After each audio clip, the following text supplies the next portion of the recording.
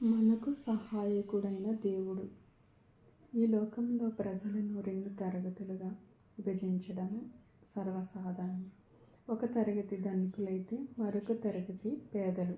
లోకము ధనికులకు అన్ని రంగాల్లో ప్రధాన గుర్తింపు ఇస్తుంది కానీ పేదవారిని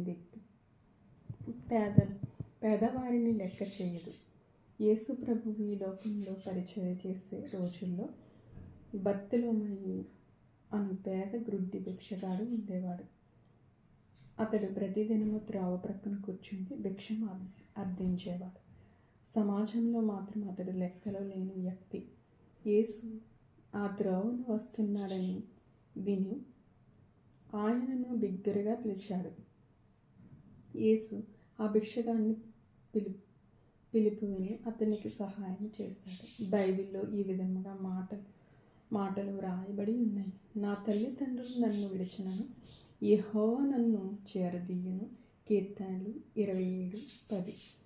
నీ పరిస్థితి ఏ విధంగా ఉన్నప్పటికీ నీవు విశ్వాసముతో యేసుని పిలిచినచో ఆయన నిశ్చయముగా నీకు జవాబు ఇచ్చి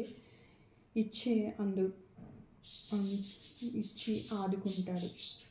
ఆయన నీ పరిస్థితులను కాకుండా నిన్ను ఒక వ్యక్తిగా ఆదరిస్తాడు. ఆమేన్.